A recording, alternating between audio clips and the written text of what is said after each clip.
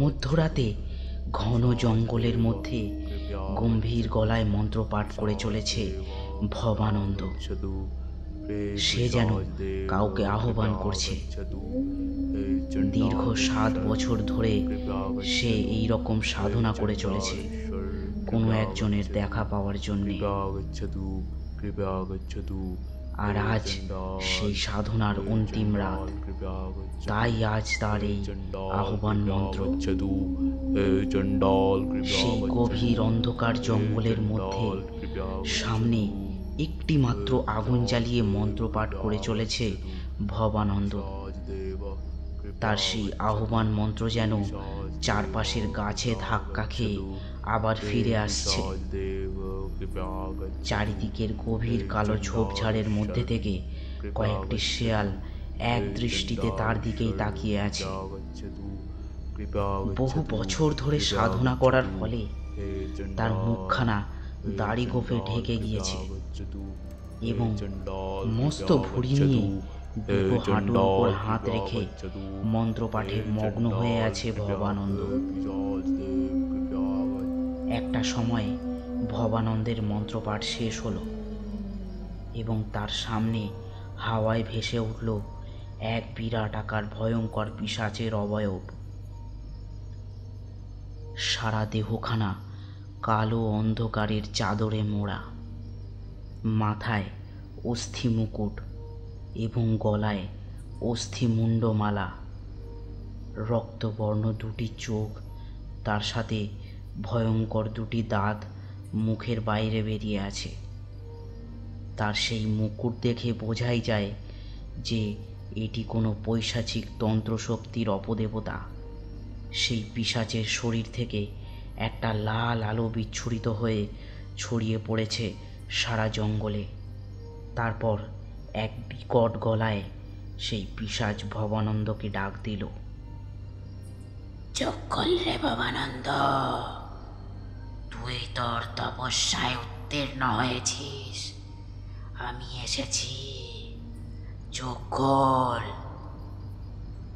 তারপর ভবানন্দ তার চোখ খুলল। সামনে সেই পিশাচটাকে দেখে প্রথমটা সে ভয় পেয়ে গিয়েছিল। দীর্ঘদিন না ঘুমিয়ে তপস্যা করার ফলে ভবানন্দের চোখ কটকটে লাল হয়েছিল। কাঁপা কাঁপা গলায় ভবানন্দ বলল, পিশাচ দেবতা, আমি বহু বছর ধরে রাত জেগে সাধনা করে চলেছি শুধুমাত্র আপনার দর্শন পাওয়ার জন্যে। হ্যাঁ, আজ তোর সাধনা সফল হয়েছে। আমি তোর ডাকেই আজ এখানে উপস্থিত হয়েছি। তুই নিশ্চয়ই আমার কাছে কিছু চাস, তাই তো? আগে আপনার ধারণা নির্ভুল। বেশ, তবে বল কি চাস? আগে আমি এই পৃথিবীর সবচেয়ে শক্তিশালী পিশাচ সিদ্ধ তান্ত্রিক হতে চাই। কিন্তু সেটা তো অত সহজ নয় ভবানন্দ। তার জন্যে তোকে আবার আমাকে তুষ্ট করতে হবে। বেশ, করব। কি করলে আপনি তুষ্ট হবেন বলুন? শোন তাহলে, আমার একটা মূর্তি বানাতে হবে তোকে এবং তাতে প্রাণ প্রতিষ্ঠা করে তোকে প্রতি অমাবস্যায় কিছু কিছু করে বলি দিয়ে মোট 121 জন বাচ্চা ছেলের রক্ত দিয়ে আমার রক্ত পিপাসা মেটাতে হবে। তারপরে তুই সবচেয়ে শক্তিশালী পিশাচ সিদ্ধ তান্ত্রিক হয়ে যেতে পারবি। তন্ত্রবিদ্যার কোনো কিছুই তোর অজানা থাকবে না। যখন ইচ্ছা, যা ইচ্ছা অতি সহজেই তোর হাতের মুঠোয় চলে আসবে। তবে আমি যেই প্রক্রিয়া বললাম তা যদি তুই সম্পন্ন করতে না পারিস, তাহলে আমার হাতে তোর মৃত্যু, এবং সেটা কেউ ঠেকাতে পারবে না। এটা মনে রাখিস। এবার বল, তুই কি সেই তন্ত্র প্রক্রিয়ার জন্যে প্রস্তুত? আগে আমি সম্পূর্ণরূপে প্রস্তুত। বেশ, তবে এখন আমি চলে গেলাম। মনে রাখিস, পরের অমাবস্যা থেকে তোর তপস্যা আবার শুরু। তারপর ধীরে ধীরে ভবানন্দের সামনে থেকে সেই পিশাচের দেবতা হাওয়ায় অদৃশ্য হয়ে গেল। জঙ্গল পুরোপুরি শান্ত। সেই পিশাচের আবির্ভাবে বোধহয় শেয়ালগুলো কখন যেন পালিয়ে গেছে। ভবানন্দের চোখে মুখে এখন এক ক্রূর হাসি লেগে আছে।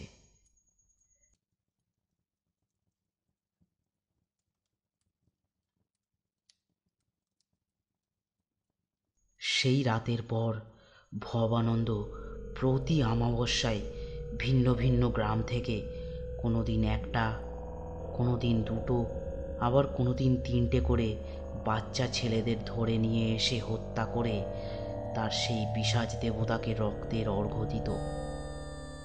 আজ একটা ছেলেকেই পেয়েছে সে। একটি গ্রাম থেকে ধরে এনে অনেক দূরের একটি জঙ্গলে নিয়ে এসেছে এবং তাকে একটি গাছের সঙ্গে বেঁধে রেখেছে। ছেলেটি সেই বাঁধা অবস্থায় দাঁড়িয়ে থরথর করে কাঁপছে।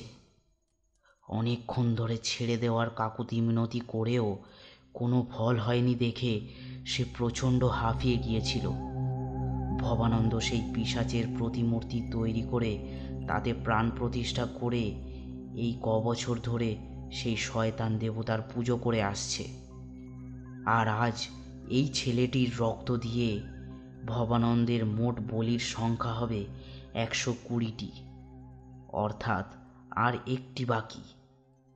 ভবানন্দ তার সেই দেবতার মূর্তির সামনে 3টি মাথার খুলি এবং 3টি হাড় রেখে একটি আসনে বসে মন্ত্র জপ করছিল।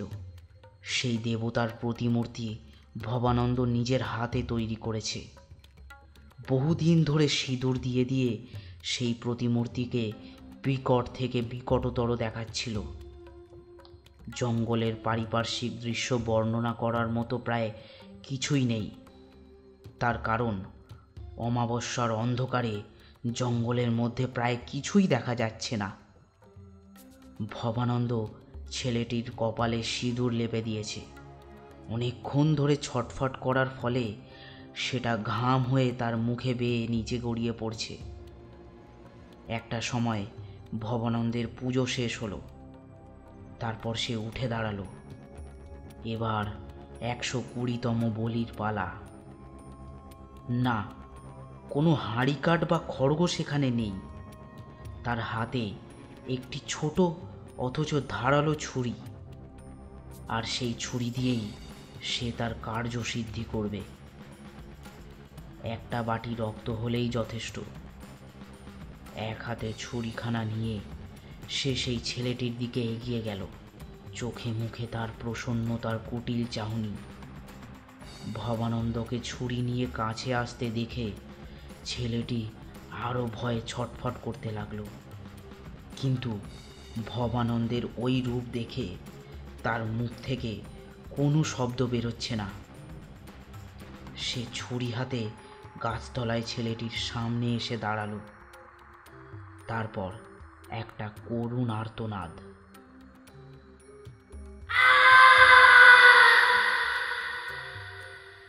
বলির কাজ সম্পন্ন। ভবানন্দ বাটিতে রক্ত নিয়ে তার বানানো সেই শয়তান দেবতার মূর্তির সামনেই রেখে দিল। তারপর ভবানন্দ হাত তুলে ডাকতে লাগলো, হে পিশাচ দেবতা, আসুন, আপনার জন্যে আজও আমি মহাপ্রসাদের ব্যবস্থা করেছি। হে ব্রহ্মপিশাচ, আসুন, দয়া করে আপনার এই মহাপ্রসাদ গ্রহণ করুন। আশ্চর্যভাবে ভবানন্দের সামনে থাকা সেই ভয়ানক মূর্তিটি মুখ খুলে তার লম্বা লাল লকলকে জিভটা বার করে সামনের রক্তের বাটিতে রেখে দিল। তারপর ধীরে ধীরে বাটি থেকে রক্তের স্তর কমে গিয়ে বাটিখানা পুরো শেষ হয়ে গেল এবং সেই লাল লকলকে জিভটা আবার সেই মূর্তি তার মুখের ভেতরে নিয়ে নিল।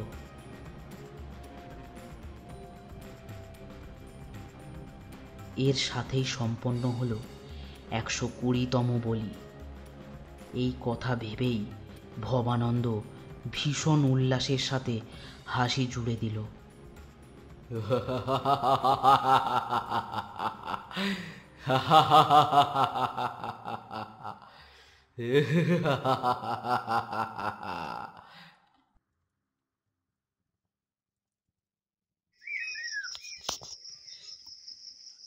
আর একটি মাত্র যুবকের রক্ত চাই, তাহলেই তার কার্যসিদ্ধি। তীরে এসে তরি যাতে না ডুবে যায় তাই সে কোনো রকম ঝুঁকি নিতে চায় না, এবং তাই সে এবার অনেক দূরের একটি গ্রামে চলেছে, যাতে কেউ তাকে চিনতে না পারে। পরের অমাবস্যার আগেই বলির জন্যে একটা উপযুক্ত যুবককে খুঁজতে হবে।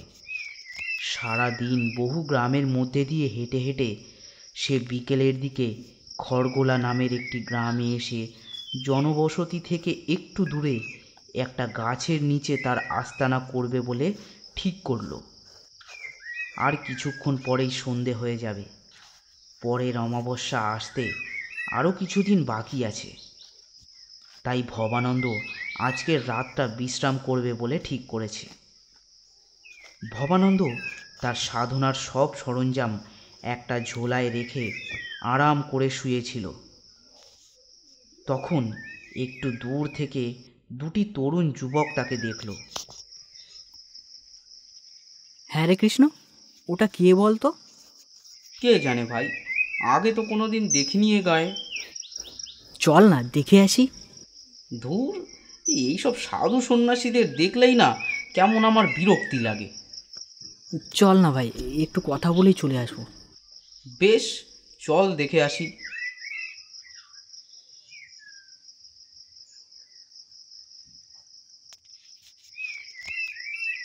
তারপর তারা দুজন হেঁটে ভবানন্দের সামনে গিয়ে দাঁড়ালো। ভবানন্দ তখনও চোখ বুজে ঘুমাচ্ছিল। তখন রতন তাকে ডাক দিল। সাধু বাবা, ও সাধু বাবা, একটু উঠবেন? তারপর ভবানন্দ ধীরে ধীরে তার চোখ খুলল। চোখ খুলে দেখল দুটো তরুণ যুবক তার সামনে দাঁড়িয়ে আছে, কিন্তু তার চোখ চলে গেল সোজা রতনের দিকে। সে তখন মনে মনে বলল, বাহ, এ তো দেখছি মেঘনা চাইতেই জল। এই ছেলেটি তো বলির জন্যে একদম উপযুক্ত। বলো বাবারা, আমাকে কিছু বলবে? আগে আপনি কে? আপনি কোথায় থাকেন? আপনাকে তো আগে কোনো দিন দেখিনি। আমি কোথাও থাকি নে, পথে পথেই ঘুরে বেড়াই। তা তোমরা কারা? আগে আমি রতন আর ও কৃষ্ণ, আমরা দুজন এই গ্রামেই থাকি। কৃষ্ণ খেয়াল করেছিল ভবানন্দের নজর সোজা রতনের দিকে।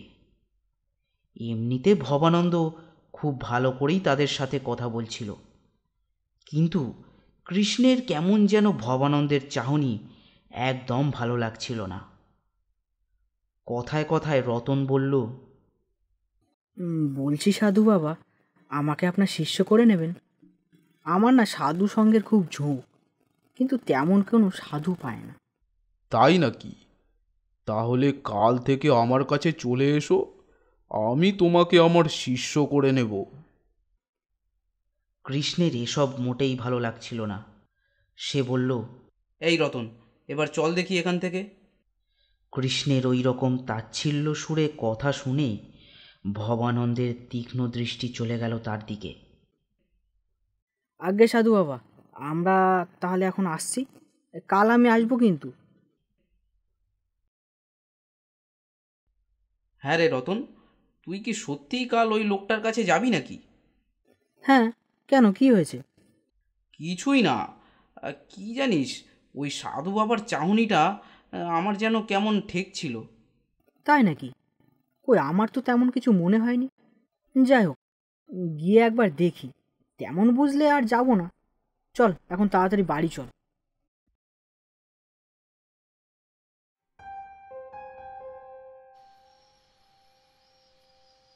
এরপর বেশ কিছুদিন ধরে রোজ রাতে রতন ভবানন্দের কাছে যেতে শুরু করলো। ভবানন্দ ভালো ভালো কথা বলে তার মনে এই রকম ধারণা তৈরি করেছিল যে ভবানন্দের সব কথা রতন মন দিয়ে শুনত।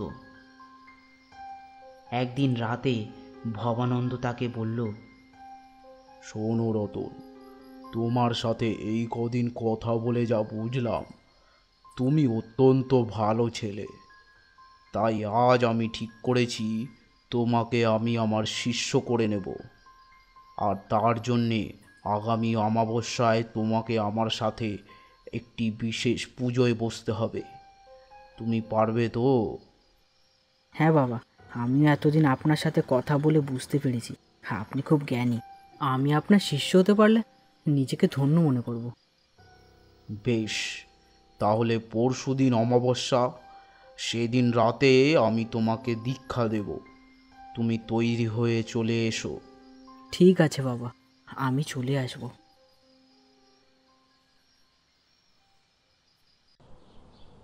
পরের দিন রতন এবং কৃষ্ণ গিয়েছিল পাশের গায়ের একটি পুকুরে মাছ ধরতে। তারা গিয়েছিল সকালে, তবে মাছ ধরে বসে গল্প করতে করতে অনেকটা বেলা হয়ে গিয়েছিল। আগামীকাল পাশের গায়ে যাত্রার দল আসবে। রতন ও কৃষ্ণ অনেক দিন ধরেই অপেক্ষা করেছিল সেই যাত্রার দলের যাত্রা দেখতে যাবে বলে। তাই কৃষ্ণ রতনকে জিজ্ঞেস করল, হ্যাঁ রে ভাই রতন, কাল যাবি তো? কোথায় ভাই? ভুলে গেলি নাকি? কাল যে আমাদের পাশের গায়ে যাত্রার দল আসছে। তুই আর আমি তো সেই কবে থেকে অপেক্ষা করে আছি। না রে ভাই, কাল তো আমি যেতে পারবো না। কাল ওই সাধু বাবা আমাকে দীক্ষা দেবেন বলেছেন, আমাকে ওনার কাছে যেতে হবে। কৃষ্ণের এই ব্যাপারখানা মোটেই ভালো লাগছিল না। এর আগে রতন কোনোদিন এরকম করেনি। তারা দুজনে প্রায় গ্রামে গ্রামে গিয়ে যাত্রা দেখে আসতো। এমনকি রতনের যাত্রা দেখা নিয়ে একটু বেশি উৎসাহ ছিল। কিন্তু আজ তার এমন পরিবর্তন দেখে কৃষ্ণের একটু সন্দেহ হচ্ছিল। সে বলল, তুই তবে যাবি না যাত্রা দেখতে? না রে ভাই, আমার আর যাওয়া হবে না। বেশ, তাহলে আমি একাই যাব। এরপর দুজনে যে যার বাড়ি চলে গেল।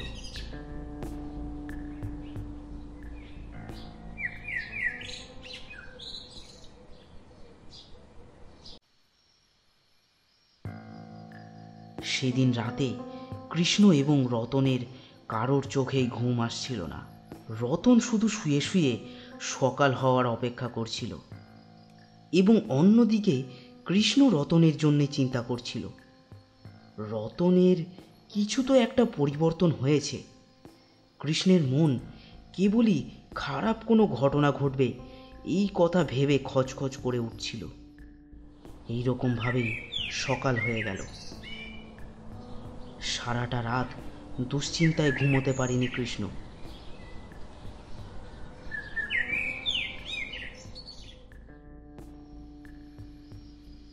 এমনকি পরের দিন সকাল থেকে সারাটা দিন ঘরে বসে বসে চিন্তা করতে করতে সন্ধ্যা হয়ে গেল।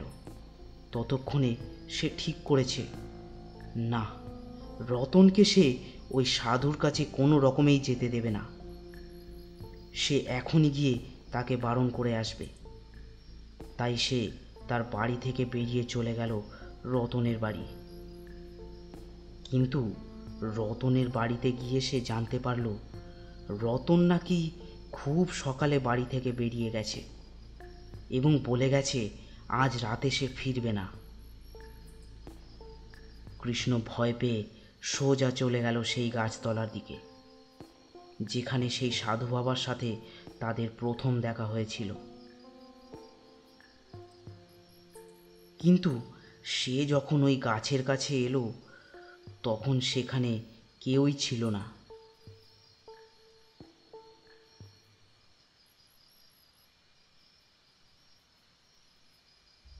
সামনের সেই অপদেবতার বিকট মূর্তিখানা রেখে ভবানন্দ সবে তার পুজোয় বসেছে। আজ অমাবস্যা, আর আজই সে 121তম বলি দিয়ে সবচেয়ে শক্তিশালী পিশাচ সিদ্ধ তন্ত্র সাধকের সিদ্ধি লাভ করবে। বলি তার জোগাড় হয়েই গেছে, এবং তার 121তম বলি হচ্ছে রতন। ভবানন্দ কোনো এক কৌশলে রতনকে সম্মোহিত করে তাকে তার পেছনের একটি গাছের সাথে বেঁধে রেখেছে। রতন অচৈতন্য ছিল। ভবানন্দ বোধহয় অনেকক্ষণ আগেই তাকে গাছের সাথে বেঁধে রেখেছিল, তাই এখন তার জ্ঞান ফিরেছে। জ্ঞান ফিরতেই সে দেখল তার সামনে সেই সাধু বাবা গভীর সাধনায় মগ্ন। নিজেকে গাছের সাথে বাঁধা অবস্থায় দেখে সে বুঝতে পারল এই সাধুর উদ্দেশ্য মোটেই ভালো নয়। তখন সে জোরে জোরে চেঁচিয়ে বলতে লাগলো, সাধু বাবা, সাধু বাবা, আমাকে ছেড়ে দিন, সাধু বাবা, আমাকে ছেড়ে দিন। ওই চুপ কর। তোর কারণে যদি আমার সাধনায় কোনো বিঘ্ন ঘটে তবে তোকে আরও যন্ত্রণা দিয়ে মারব। এই কথা বলে ভবানন্দ চোখ বন্ধ করে গভীর সাধনায় মগ্ন হয়ে গেল। অনেকক্ষণ ধরে সারা গ্রাম খুঁজে খুঁজে কৃষ্ণ অবশেষে এখানে এসে রতনকে দেখতে পেল। কৃষ্ণ বুঝতে পারল সেই সাধু গভীর সাধনায় মগ্ন হয়ে আছে। তাই সে আর দেরি না করে খুব সন্তর্পণে রতনকে যেই গাছের সাথে বেঁধে রাখা হয়েছে সেই গাছের পেছনে গিয়ে রতনের বাঁধন খুলে দিল এবং চুপচাপ দুজনে সেই জঙ্গল থেকে বেরিয়ে চলে গেল।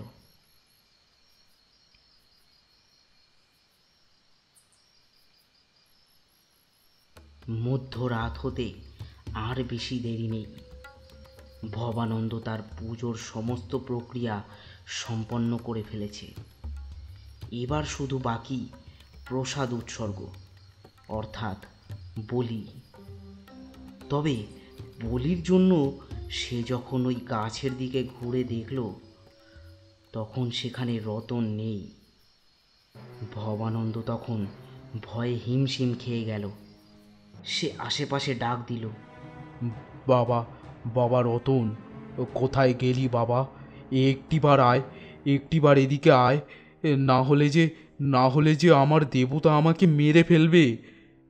কিন্তু কৃষ্ণ তখন রতনকে নিয়ে গ্রামে চলে গেছে। কিছু সময় পরে সেই অপদেবতার মূর্তিটি তার মুখের মধ্যে থেকে লকলকে লাল জিভখানা বার করে দিল। ভবানন্দ মূর্তির দিকে পিঠ করে দাঁড়িয়েছিল।